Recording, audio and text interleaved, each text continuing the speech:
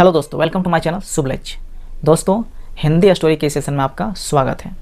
दोस्तों, हम लोग इस सेशन के माध्यम से हिंदी स्टोरी को कैसे इंग्लिश में कन्वर्ट किया जाता है ये सीखते हैं। और हम लोग इस सेशन में जो पिछले क्लास का वीडियो था उसमें हम लोगों ने एक स्टोरी को पढ़ना शुरू किया था जिसका टाइटल था शेर और चूहा। उस वीडियो में उस स्टोरी को हम लोगों ने पूरा कंप्लीट नहीं किया था क्योंकि वीडियो काफ़ी लंबा हो जा रहा था। इसलिए मैंने कहा था आप लोगों से कि उस वीडियो का दूसरा भाग, दूसरा पार्ट लेके आएंगे। तो आज का जो हमारा वीडियो है ये वीडियो उसी का दूसरा भाग है, उसी का दूसरा पार्ट है। अगर आपने जो शेर और चूहा स्टोरी है उसका पार्ट 1 नहीं देखा है तो पहले आप पार्ट 1 देखें, तभी आप आज का जो वीडियो है पार्ट 2 उसको देखें, तभी आप स्टोरी को रिलेट कर पाइएगा और अच्छे से समझ पाइएगा। अगर आप पार्ट 1 को देखना चाहते हैं तो आपको आज के इस वीडियो के डिस्क्रिप्शन बॉक्स में पार्ट 1 का लिंक मिल जाएगा। साथ ही साथ आप हिंदी स्टोरी के प्लेलिस्ट में जाके भी उसको देख सकते हैं। तो चलिए दोस्तों, बिना देरी किए हुए आज का क्लास शुरू करते हैं। कुछ महीनों के बाद एक दिन कुछ शिकारी जंगल में शिकार करने आए। कुछ महीनों के बाद एक दिन, सबसे पहले इतने को बनाएंगे। कुछ महीनों के बाद एक दिन के लिए यूज होगा वन डे। कुछ महीनों के बाद के लिए आफ्टर, कुछ महीनों के लिए अ फ्यू मंथ्स। तो कुछ महीनों के बाद एक दिन, one day after a few months, कुछ शिकारी जंगल में शिकार करने आए। अब ये भी जो सेंटेंस है ये भी पास्ट इंडिफिनिट टेंस का सेंटेंस है, तो इसको हम लोग बनाएंगे। तो सबसे पहले सब्जेक्ट का इस्तेमाल होगा। सब्जेक्ट क्या है? तो कुछ शिकारी, यहाँ पे सब्जेक्ट है। तो कुछ शिकारी के लिए यूज होगा सम। कुछ का होता है सम, शिकारी के लिए हंटर।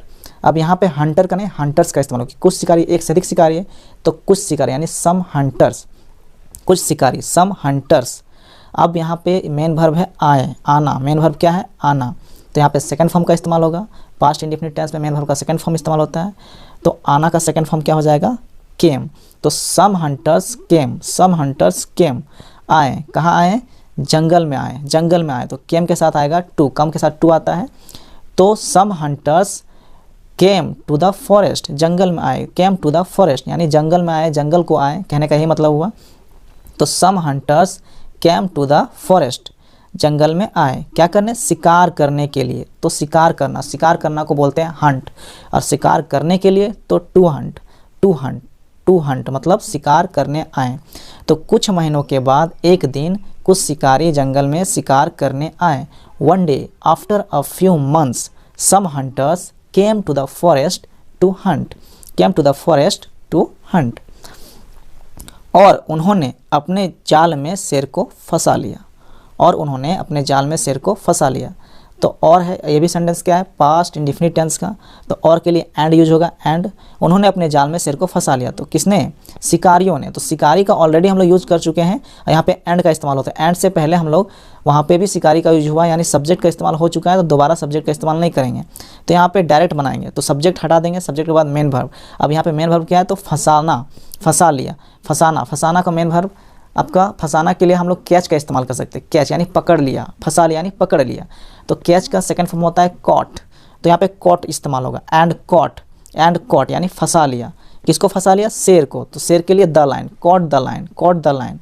अपने जाल में, मे के लिए इन, और अपने के लिए यहाँ पे इसका यूज होगा। अब यहाँ पे सम हंटर्स है, तो इसके लिए जो प्रोनाउन का यूज होगा वो होगा दे का। और यहाँ पे किसका होगा? तो यहाँ पे दे का जो होता है आपका पजेसिव एडजेक्टिव, उसका इस्तेमाल होगा। तो उसका होगा देयर। तो देयर नेट यानी अपने जाल में, जाल के लिए हम लोग नेट का इस्तेमाल करेंगे। तो देयर नेट यानी और उन्होंने अपने जाल में शेर को फंसा लिया।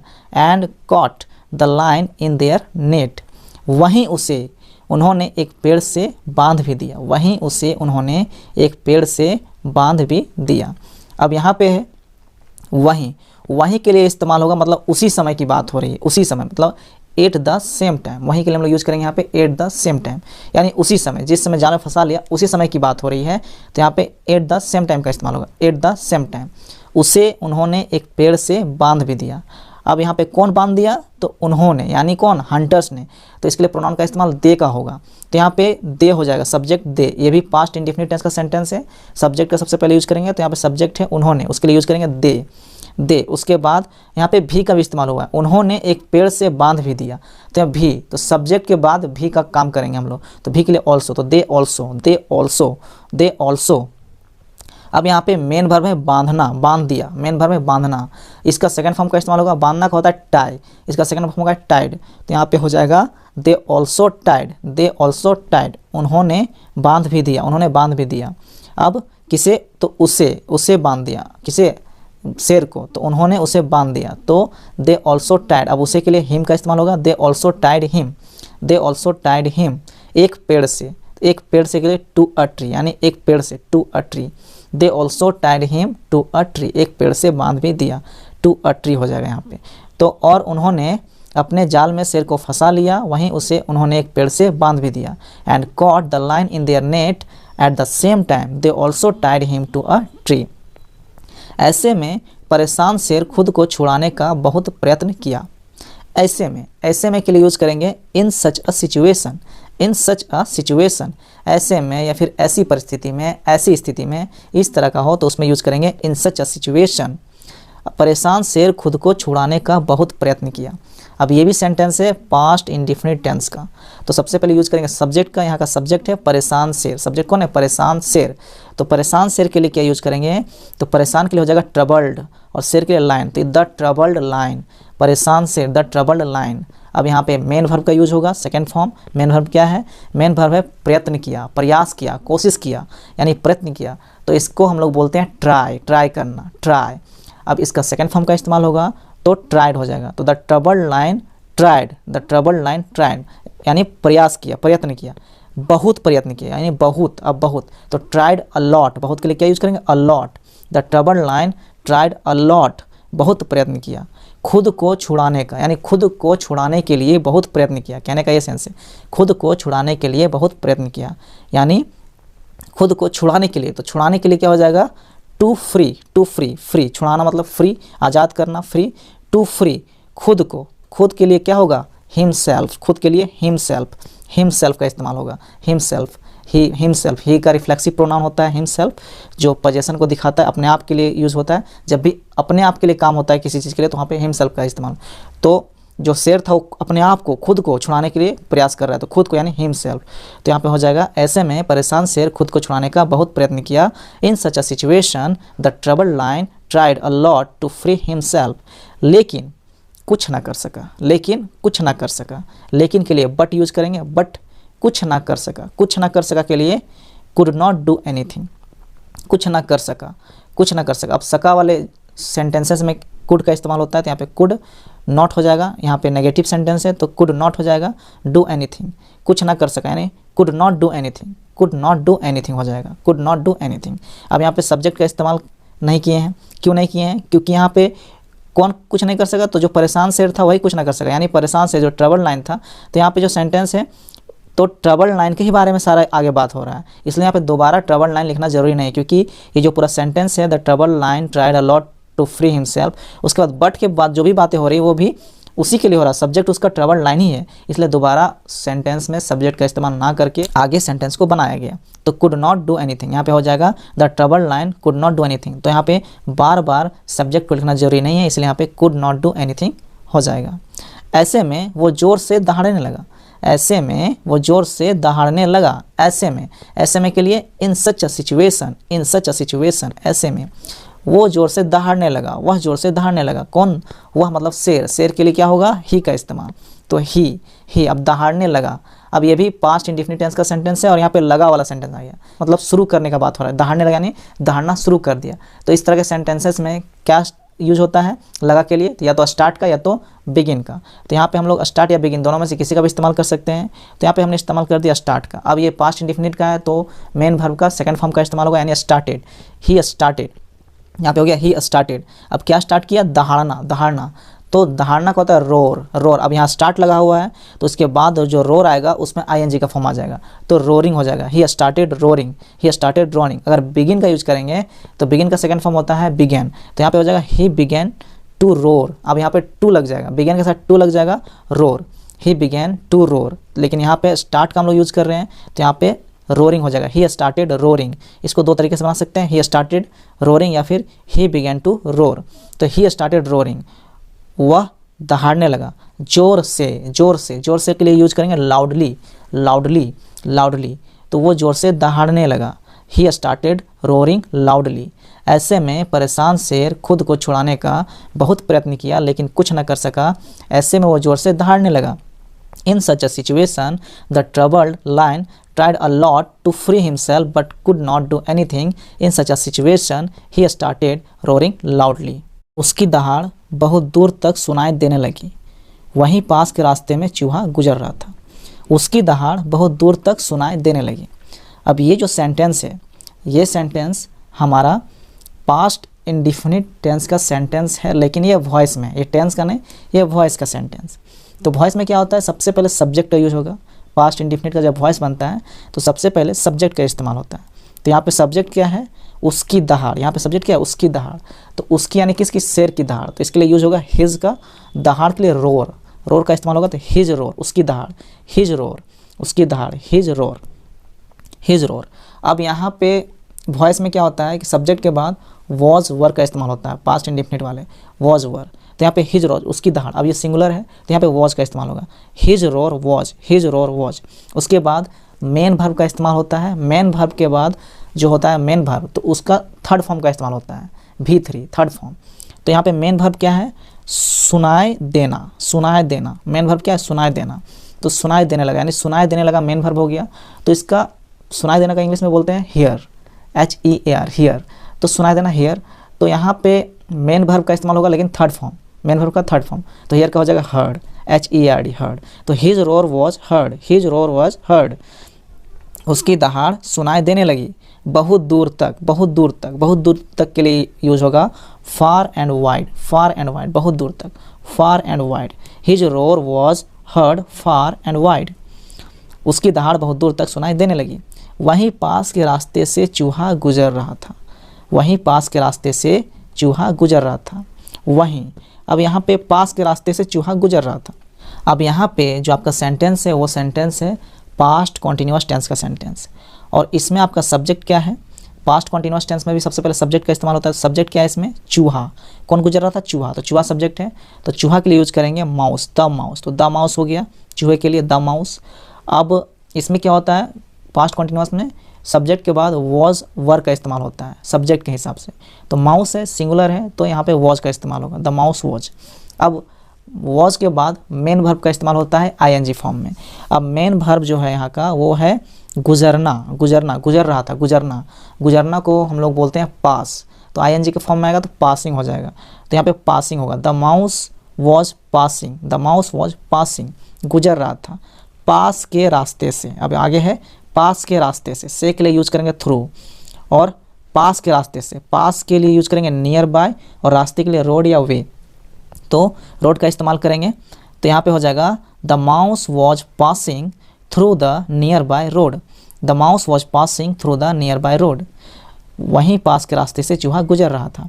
तो यहाँ पे जो सेंटेंस है वो बन जाएगा, उसकी दहाड़ बहुत दूर तक सुनाई देने लगी, वहीं पास के रास्ते से चूहा गुजर रहा था। His roar was heard far and wide, the mouse was passing through the near by road. और जब उसने शेर की दहाड़ सुनी तब उसे आभास हुआ कि शेर तकलीफ में। और के लिए यूज करेंगे एंड।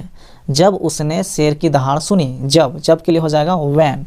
उसने शेर की दहाड़ सुनी, ये भी आपका है पास्ट इंडिफिनिट टेंस का सेंटेंस। उसने शेर की दहाड़ सुनी।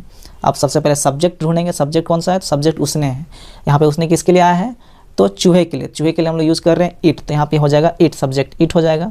अब इट, अब सब्जेक्ट के बाद मेन वर्ब का सेकंड फॉर्म इस्तेमाल होता है। मेन वर्ब है सुनना, मेन वर्ब है सुनना, सुनना के लिए हियर होता है, इसका सेकंड फॉर्म हो जाएगा हर्ड। तो इट हर्ड यूज होगा, इट हर्ड। उसके बाद आगे है शेर की दहाड़, शेर की दहाड़, आगे क्या है, शेर की दहाड़। तो the lion's roar, the lion's roar. उसने शेर की दहाड़ सुनी, it heard the lion's roar. तब के लिए यहाँ पे देन का इस्तेमाल करेंगे या तो फिर कॉमा लगाएंगे, हमने यहाँ पे कॉमा लगाया है। तब उसे आभास हुआ, उसे आभास हुआ, किससे आभास हुआ, चूहे को आभास हुआ। तो चूहे के लिए यहाँ पे ये भी क्या है, पास्ट इंडेफिनिट टेंस का सेंटेंस है। तो चूहे के लिए क्या यूज होगा, इट, तो इट हो गया। आभास होना, आभास होना को इंग्लिश में बोलते हैं रियलाइज होना, महसूस होना, रियलाइज होना। तो रियलाइज, तब यहाँ पे सेकंड फॉर्म का इस्तेमाल होगा। तो it realised, it realised, it realised, उसे आभास हुआ, इट रियलाइज्ड की दैट, की के लिए यहाँ पे यूज करेंगे दैट शेर तकलीफ में है, शेर तकलीफ में है। अब यहाँ पे शेर तकलीफ में, ऐसा सेंटेंस लग रहा है कि ये प्रेजेंट का सेंटेंस है, एकदम सिंपल जो सेंटेंस प्रेजेंट का होता है उस टाइप का। तो यहाँ पे लेकिन प्रेजेंट का तो है, यहाँ पे लग तो रहा है लेकिन प्रेजेंट में नहीं बनेगा, ये बनेगा पास्ट में, क्योंकि पास्ट में सारी चीज़ें हो रही है, बात पास्ट की हो रही है। कहने का मतलब ये है कि उसे आभास हुआ कि शेर तकलीफ़ में था, ये कहना चाह रहा है। यहाँ पे भले लिखा हुआ है शेर तकलीफ़ में है, लेकिन कहने का मतलब ये हुआ उसे आभास हुआ कि शेर तकलीफ़ में था। तो यहाँ पे बनेगा शेर के लिए द लायन तकलीफ़ में था, was in trouble, was in trouble, था के लिए वॉज का इस्तेमाल होगा, और तकलीफ़ में यानी इन ट्रबल, इन मतलब में, ट्रबल मतलब तकलीफ, तो the lion was in trouble. और जब उसने शेर की दहाड़ सुनी तब उसे आभास हुआ कि शेर तकलीफ़ में है। And when it heard the lion's roar it realised that the lion was in trouble. जैसे ही चूहा शेर के पास पहुंचा, वह तुरंत अपनी पैनी दांतों से जाल को कुतरने लगा। जैसे ही, अब जैसे ही के लिए यूज़ करेंगे as soon as, as soon as, जैसे ही चूहा शेर के पास पहुंचा, चूहा शेर के पास पहुंचा, ये भी पास्ट इंडेफिनिट टेंस का सेंटेंस है। सब्जेक्ट होगा चूहा, तो चूहा के लिए सबसे पहले यूज करेंगे द माउस। सब्जेक्ट के बाद आता है मेन वर्ब, उसका सेकंड फॉर्म, मेन वर्ब है पहुंचना, तो पहुंचना को हम लोग बोलते हैं रिच, इसका सेकंड फॉर्म इस्तेमाल होगा रिच्ड। द माउस रिच्ड शेर के पास, तो the lion, the mouse reached the lion, चूहा शेर के पास पहुंचा, the mouse reached the lion, चूहा शेर के पास पहुंचा। वह तुरंत अपनी पैन दांतों से जाल को कुतरने लगा, वह तुरंत अपनी पैनी दांतों से जाल को कुतरने लगा। तो अब यहाँ पे जो सेंटेंस है वो भी पास्ट इंडेफिनिट का है, तो यहाँ पे हो जाएगा सबसे पहले सब्जेक्ट का इस्तेमाल। सब्जेक्ट कौन है? वो यानी वह, तो वह किसके लिए? चूहे के लिए, तो इसके लिए होगा इट का इस्तेमाल। तो यहाँ पे हो जाएगा इट, इट। अब यहाँ पे तुरंत, तुरंत के लिए हम लोग यूज़ करेंगे इमीडिएटली, इट इमीडिएटली, वह तुरंत, इट इमीडिएटली। अब यहाँ पे मेन वर्ब का इस्तेमाल होगा, वो भी सेकंड फॉर्म। मेन वर्ब क्या? लगा वाला सेंटेंस है, तो लगा वाले सेंटेंस में क्या होगा, यानी शुरू करने की बात हो रही है, तो यहाँ पे स्टार्ट या बिगिन का इस्तेमाल होगा। तो हमने यूज़ किया स्टार्ट का सेकंड फॉर्म, तो स्टार्टेड हो जाएगा। तो it immediately started, it immediately started. कुतरना, कुतरने लगा, यानी कुतरने के लिए लगा, तो स्टार्टेड हो गया। अब कुतरना को बोलते हैं हम लोग नो, GNAW, नो, तो स्टार्टेड लगा दिए तो नोविंग हो जाएगा, नोविंग। तो वह कुतरने लगा, यानी it immediately started नोविंग, it immediately started नोविंग। किसको? जाल को कुतरने लगा, जाल को। द ट्रैप, जाल के लिए हम लोग यूज़ करेंगे trap, trap, the trap, नोविंग the trap. अपनी पैनी दांतों से, अपनी पैनी दांतों से, दांतों से के लिए यूज़ करेंगे विथ, अपनी पैनी दांतों से। अपनी के लिए यूज़ करेंगे यहाँ पे इट्स, अपने के लिए क्या करेंगे? इट्स का इस्तेमाल, क्योंकि चूहे के बारे में बात हो रहा है, चूहे का अपनापन दिखा रहा है यहाँ पे, तो चूहे के लिए पॉजेसिव जो एडजेक्टिव का इस्तेमाल होगा वो क्या होगा? इट्स। तो इट्स पैनी दांतों से, इट्स पैनी, पैनी के लिए शार्प यूज़ करेंगे, शार्प, SHARP, शार्प, पैनी दांतों मतलब टीथ, तो अपनी पैनी दांतों से with its sharp teeth.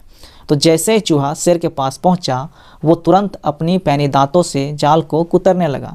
As soon as the mouse reached the lion it immediately started gnawing the trap with its sharp teeth. और जिससे शेर कुछ देर में आज़ाद भी हो गया। और के लिए यहाँ पे यूज होगा एंड।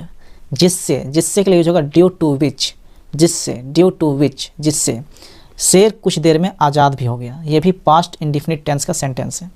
तो सबसे पहले यूज़ करेंगे सब्जेक्ट का, सब्जेक्ट है शेर, तो शेर के लिए यूज होगा द लायन। उसके बाद यूज होता है मेन वर्ब का, उसका सेकेंड फॉर्म। यहाँ पे मेन वर्ब क्या है? आज़ाद हो गया, यानी हो जाना, हो जाना मेन वर्ब है। इसका सेकेंड फॉर्म होगा, तो हो जाना का सबसे पहले तो मेन वर्ब का होता क्या है? बिकम। इसका सेकंड फॉर्म होगा बिकेम। सेकंड फॉर्म क्या होगा? बिकेम। तो the lion became, the lion became. आज़ाद, आज़ाद, द लाइन बिकेम फ्री, आज़ाद का होगा free, the lion became free. कुछ देर में, कुछ देर में के लिए इन, कुछ के लिए सम, देर के लिए टाइम, सम टाइम, तो कुछ देर, सम टाइम, में इन, तो हो जाएगा इन सम टाइम। और जिससे शेर कुछ देर में आज़ाद भी हो गया। And due to which the lion became free in some time.